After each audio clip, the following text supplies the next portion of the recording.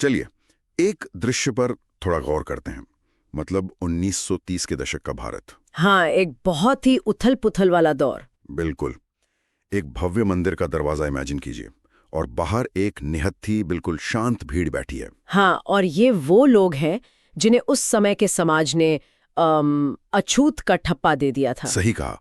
वे बस मंदिर में हो रही कथा सुनना चाहते हैं, लेकिन तभी तभी शहर के सबसे रसूखदार सेठ वहां पुलिस बुला लेते हैं। और फिर जो होता है वो भयानक है। हाँ यार, गालियां दी जाती हैं, लाठियां बरसती हैं और फिर अचानक पुलिस की गोलियां चलने लगती हैं। पूरी भगदौड़ मच जाती है। लेकिन तभी उस भीड़ को चीरते हुए एक महिला आगे आती है। बिल्कुल। और वो सीधे उन बंदूकों के सामने सीना तान कर खड़ी हो जाती है। और दिलचस्प बात यह है कि ये कोई आम महिला नहीं है। हाँ, ये उसी रसूखदार सेठ की बहू है। एकदम सही। जो कुछ समय पहले तक मतलब महंगी साड़ियों और गहनों के बिना घर से बाहर कदम तक नहीं रखती थी। और ये कोई इतिहास की किताब का पन्ना नहीं है। बिल्कुल नहीं। ये मुंशी प्रेमचंद के 1932 में छपे उपन्यास कर्मभूमि का एक रोंगटे खड़े कर देने वाला दृश्य है। और आज की हमारी इस गहन पड़ताल का, या कहें इस डीप डाइव का विषय यही है। हाँ, और हमारे पास शोध पत्रों, ऐतिहासिक लेखों और साहित्यिक विश्लेषणों का एक बहुत बड़ा ढेर है, जो ये साबित करता है कि ये किताब महज एक कहानी नहीं है। तो फिर क्या है? जब हम इस साहित्य का विश्लेषण करते हैं ना, तो एक बात बहुत स्पष्ट होती है। प्रेमचंद केवल लोगों का मनोरंजन नहीं कर रहे थे, वे एक बहुत बड़े बदलाव को डॉक्यूमेंट कर रहे थे। मतलब एक तरह से उस दौर की रिपोर्टिंग कर रहे थे। हाँ, बिल्कुल। भारत उस समय सामंतवाद यानी फ्यूडलिज्म की पुरानी बेड़ियों को तोड़कर पूंजीवाद या कैपिटलिज्म की एक नई और शायद उतनी ही क्रूर व्यवस्था में कदम रख रहा था। ये उपन्यास उसी उथल पुथल, उसी डायग्नोस्टिक मडी वाटर्स का एक बेहद जीवंत दस्तावेज है। और यही हमारी आज की इस पड़ताल का मुख्य मिशन है। हम महज एक पुरानी किताब के पन्ने नहीं पलटने वाले हैं। हम ये डिकोड करने वाले हैं कि 1930 के दशक के भारत की सामाजिक और आर्थिक नसें कैसे फड़क रही थीं। बिल्कुल, कैसे एक लेखक ने उस समय की राजनीतिक उठापटक और किसानों के दर्द को पन्नों पर उतारा। हाँ, और महिलाओं की अनकही बगावत को भी ऐसे शब्दों में पिरोया कि वो आज के दौर में भी बिल्कुल सटीक बैठता है। लेकिन यहाँ आगे बढ़ने से पहले एक बात स्पष्ट कर देना जरूरी है। हाँ, नियम तय करना जरूरी है। बिल्कुल। हमारी ये पूरी चर्चा पूरी तरह से हमारे सामने मौजूद शोध सामग्री और ऐतिहासिक स्रोतों पर आधारित है। तत्कालीन राजनीतिक विचारधाराओं, राष्ट्रवादियों की नीतियों या ब्रिटिश शासन के बारे में जो भी तथ्य सामने आएंगे, वे निष्पक्ष रूप से केवल जानकारी के तौर पर रखे जाएंगे। एकदम सही। हम यहाँ किसी भी राजनीतिक विचारधारा का समर्थन या विरोध नहीं कर रहे हैं। हम बस वो बता रहे हैं जो स्रोतों में लिखा है। और साहित्य का असली मजा भी तभी है जब उससे उसी के युग के चश्मे से देखा जाए, मतलब बिना आज के वैचारिक रंग चढ़ाए। बिल्कुल। तो चलिए इसे अनपैक करना शुरू करते हैं और शुरुआत सीधे कहानी से नहीं बल्कि खुद मुंशी प्रेमचंद से करते हैं। हाँ, क्योंकि किसी भी रचना की गहराई को समझने के लिए उसके रचयिता को समझना सबसे जरूरी है। सही बात है। और एक बहुत ही दिलचस्प तथ्य है जो कई लोगों को चौंका देता है। प्रेमचंद शुरुआत में हिंदी में लिखते ही नहीं थे। जी हाँ, उनका असली नाम धनपत राय था और वे उर्दू में नवाब राय के नाम से लिखते थे। नवाब राय। तो ये प्रेमचंद नाम कहाँ से आया? दरअसल नवाब राय का वो दौर उनके वैचारिक विकास का पहला अहम पड़ाव था। 1907 में उनका एक कहानी संग्रह प्रकाशित हुआ था, सोजे वतन। सोजे वतन मतलब वतन का दर्द। बिल्कुल। और इस किताब में आज़ादी और बगावत की आग इतनी तेज थी कि उस समय की ब्रिटिश हुकूमत पूरी तरह बौखला गई थी। अरे बाप रे, फिर क्या हुआ? जगह जगह छापे पड़े, प्रतियां जब्त कर ली गईं और उन्हें सरेआम जला दिया गया।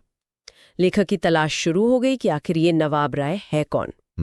तो मतलब जान का खतरा था। हाँ, और इसी दबाव और खतरे के बीच उन्होंने अपनी पहचान बदली और प्रेमचंद के नाम से हिंदी साहित्य में कदम रखा। लेकिन यहाँ एक बहुत बड़ा क्यों छिपा है। आखिर उनके विचारों में इतनी तेजी से ये आग कैसे भड़की? इसे समझने के लिए हमें उस समय के वैश्विक घटनाक्रम को देखना होगा। हाँ, मैं भी इसी बिंदु पर आना चाहता था। क्योंकि 1907 से लेकर 1932 तक दुनिया पूरी तरह पलट चुकी थी। एकदम सही कहा आपने। 1914 में प्रथम विश्व युद्ध शुरू हो चुका था, है ना, जिसने दुनिया भर की अर्थव्यवस्थाओं को झकझोर दिया था। और उसके बाद रूस की क्रांति। बिल्कुल। 1917 में रूस में बोल्शेविक क्रांति हुई, जिसने पहली बार मजदूरों और किसानों की सत्ता का सपना दुनिया के सामने सच कर दिखाया। और अगर भारत की बात करें तो भारत के संदर्भ में सबसे बड़ा टर्निंग पॉइंट था 1915, जब महात्मा गांधी दक्षिण अफ्रीका से लौटकर भारत आए। अरे हाँ, और 1916 में ही प्रेमचंद की मशहूर कहानी पंच परमेश्वर छपती है। बिल्कुल, ये समय का कोई इत्तेफाक नहीं है।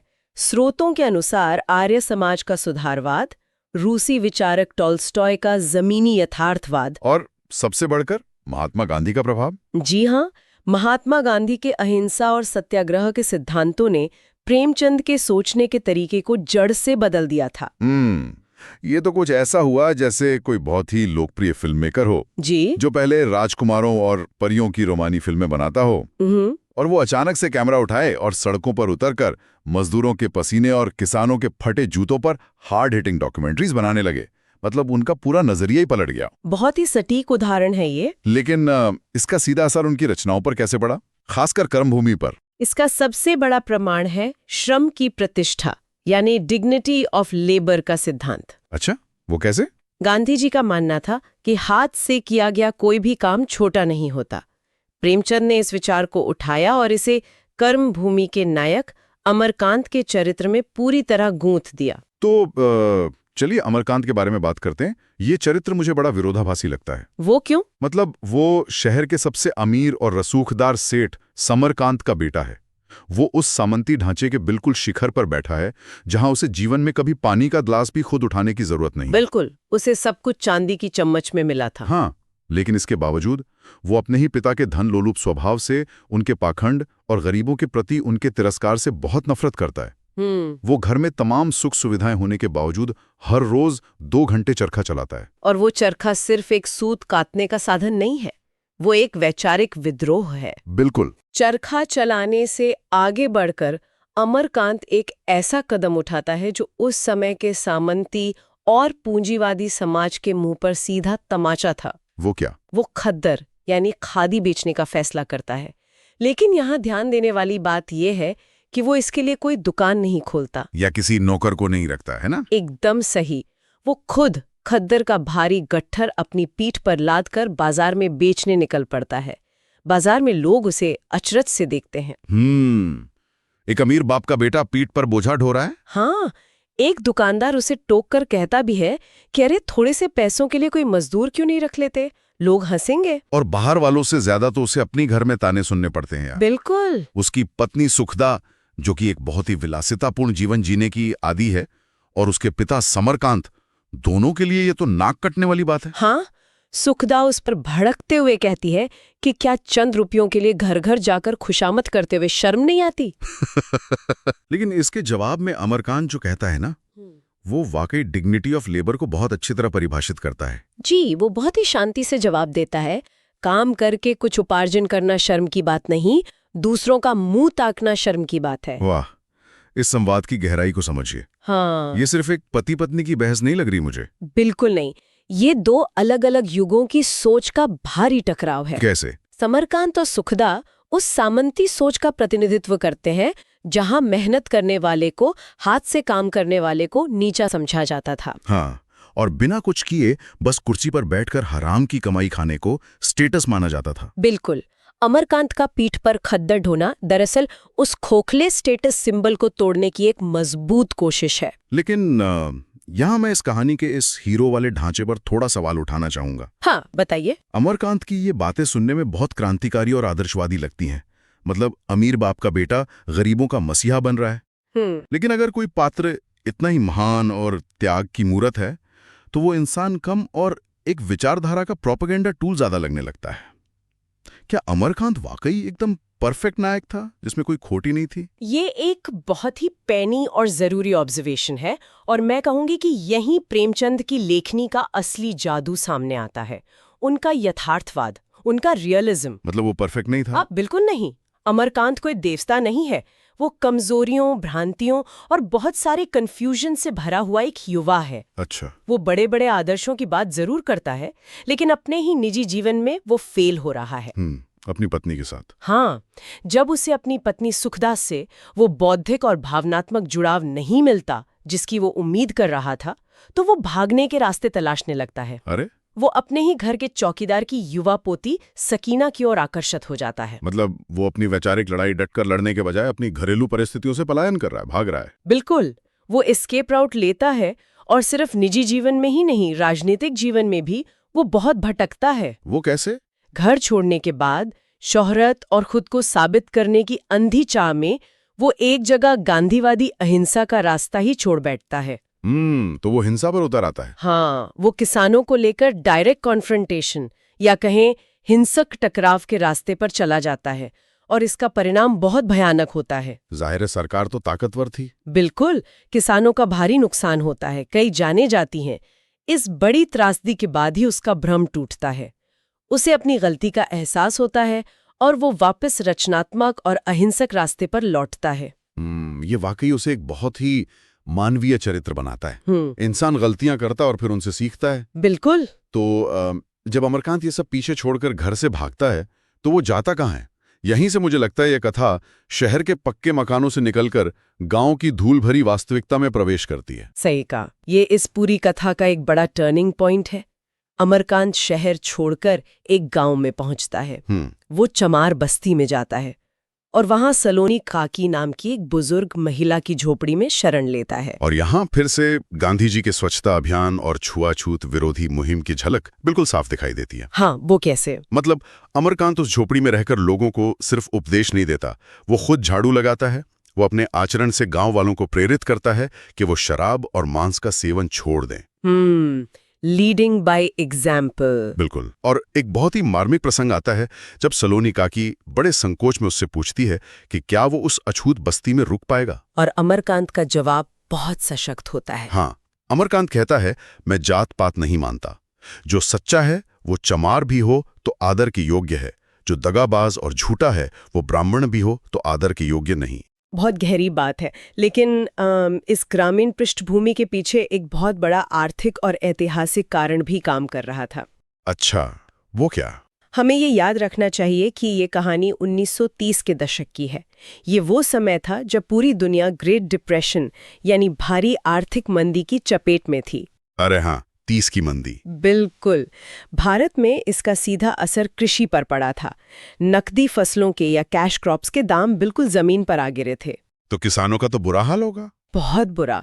किसानों के पास खाने को नहीं था, लेकिन जमींदार और अंग्रेज सरकार लगान में कोई छूट देने को तैयार ही नहीं थे। इसी वजह से अमरकांत गांव में किसानों को लगान माफी के आंदोलन के लिए संगठित करता है। जी हाँ, और इस उपन्यास में बहुत ही चतुराई से 2 समानांतर आंदोलन चलाए गए हैं। 2 समानांतर? हाँ, एक तरफ गांव में किसानों का आंदोलन और ठीक उसी समय शहर में म्युनिसिपल बोर्ड की ज्यादतियों के खिलाफ आंदोलन। और इन दोनों आंदोलनों के बीच एक ऐसा दृश्य सामने आता है जो मुझे लगता है इस उपन्यास की धुरी है। वही दृश्य जिसका जिक्र हमने शुरुआत में किया था। बिल्कुल। मंदिर प्रवेश का आंदोलन। एक तरफ जहां अमरकांत गांव में संघर्ष कर रहा है, वहीं शहर में छुआछूत की सबसे भयानक तस्वीर सामने आती है। मतलब निम्न जाति के लोगों को सिर्फ इसलिए बुरी तरह पीटा जा रहा है क्योंकि वे मंदिर की सीढ़ियों के पास बस कथा सुनने बैठ गए थे। ये दृश्य असल में सत्ता और धर्म के गठजोड़ को पूरी तरह बेनकाब करता है। हाँ, और हैरानी की बात यह है कि अमरकांत के पिता सेठ समरकांत और मंदिर का ब्रह्मचारी ही इस दमन के मुख्य कर्ता धर्ता हैं। बिल्कुल।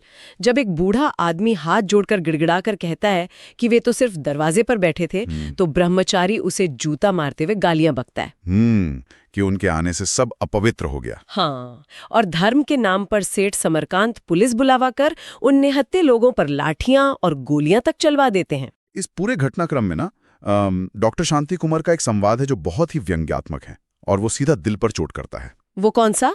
जब भीड़ डरकर पीछे हटने लगती है तो वे अमीरों के भगवान की तीखी आलोचना करते हुए चिल्लाते हैं, तुम्हारी इतनी मजाल कि इन भगवान के मंदिर में कदम रखो, तुम्हारे भगवान कहीं किसी झोपड़ी में होंगे। ये भगवान रत्नों के आभूषण पहनते हैं, मोहन भोग खाते हैं, चीथड़े पहनने वालों की सूरत वह नहीं देखना चाहते। ओफ। डॉक्टर शांति कुमार का ये संवाद उस समय की धार्मिक अंधश्रद्धा पर एक बहुत तीखा प्रहार है। बिल्कुल। ये दिखाता है कि कैसे ईश्वर को भी अमीरों ने अपनी जागीर बना लिया था। और अगर हम इस पूरे मंदिर वाले प्रसंग को थोड़े व्यापक नजरिए से देखें तो ये बात केवल धर्म या पूजा पाठ तक सीमित नहीं रह जाती। तो आपका क्या नजरिया है इस पर? मुझे लगता है ये दरअसल समाज में संसाधनों अवसरों और सम्मान की, जिसे आज हम गेट कीपिंग कहते हैं, उसका एक बहुत ही सटीक और निर्मम उदाहरण है। गेट कीपिंग दिलचस्प शब्द है ना?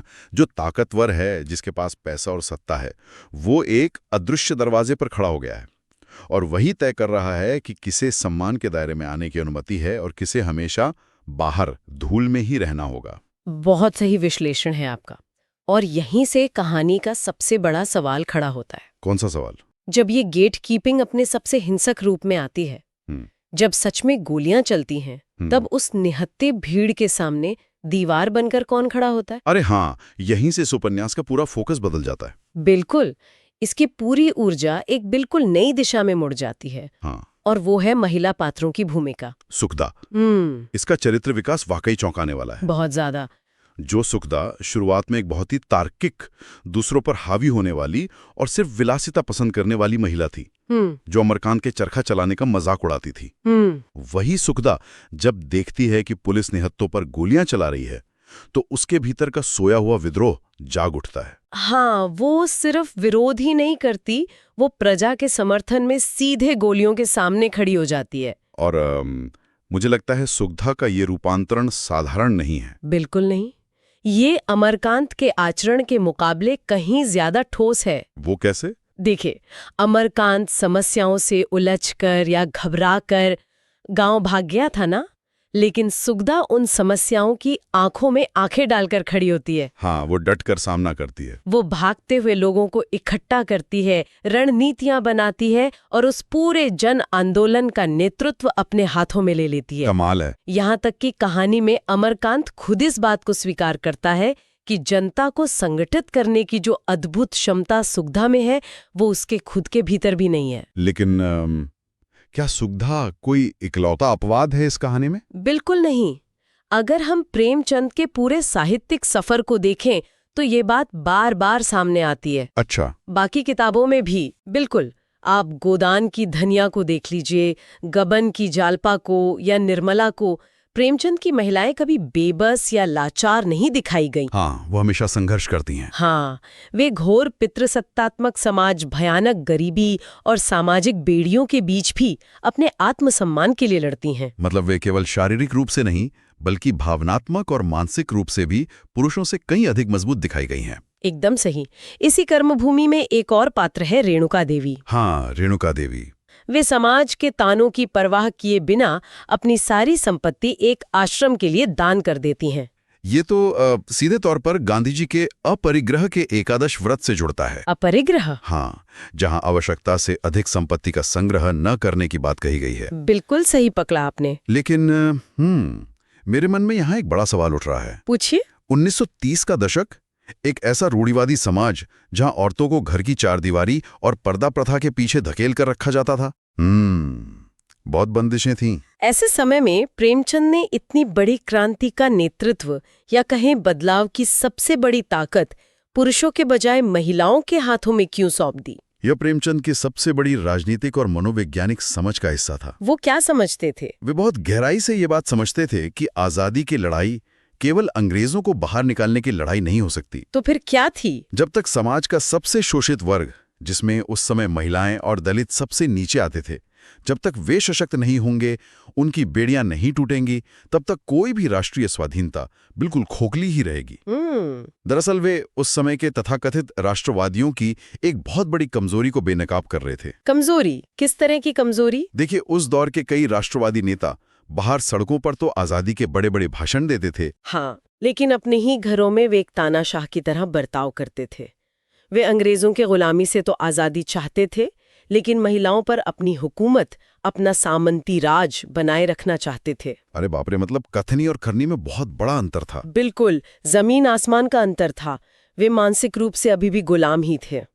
इसीलिए प्रेमचंद ने जानबूझकर महिलाओं और शोषितों को कहानी के केंद्र में रखा, ताकि वो इस पुरुषवादी पाखंड को पूरी तरह उजागर कर सकें। मतलब सुखदा का गोलियों के सामने खड़ा होना महज एक घटना नहीं है। बिल्कुल नहीं। वो सदियों से चली आ रही दमनकारी व्यवस्था के खिलाफ एक वैचारिक ज्वालामुखी का फटना है। बहुत खूबसूरती से कहा आपने। ये विश्लेषण बहुत ही प्रभावशाली है। मतलब कहानी का मुखौटा भले ही अमरकांत का हो, लेकिन कहानी की असली ड्राइविंग फोर्स असली क्रांति की आग इन महिला पात्रों के भीतर ही जल रही है। 100%। तो इस पूरी चर्चा को अगर समेटने की कोशिश की जाए तो एक बात बिल्कुल साफ हो जाती है। वो क्या? कर्मभूमि को महज एक राजनीतिक उपन्यास के खांचे में फिट नहीं किया जा सकता। बिल्कुल नहीं। ये इंसान के मन की गहराइयों, रिश्तों की कश्मकश, जैसे अमरकांत और सुगधा के बीच की तलखी और फिर उनका धीरे धीरे विकास, हाँ। या रुक्मिणी जैसे पात्र का शांत लेकिन मजबूत धैर्य, इन सब का एक बेहद जटिल और खूबसूरत चित्र है। इसमें कोई संदेह नहीं है,